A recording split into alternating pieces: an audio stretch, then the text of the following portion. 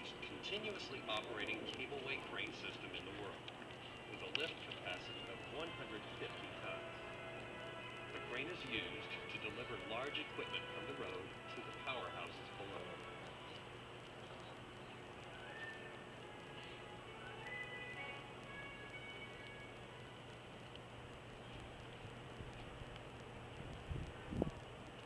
Looking at these canyon walls, one can marvel at the tenacity, courage, and skill of the fearless men who performed some of the most dangerous undertakings of the Boulder Canyon project.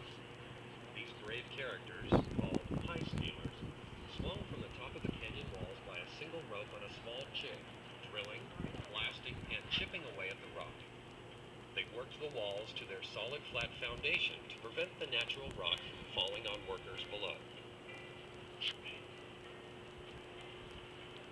Some have said that in the shadow of Hoover Dam, one feels that the future is limitless, that no obstacle is insurmountable, that we have in our grasp the power to achieve anything if we only summon the will.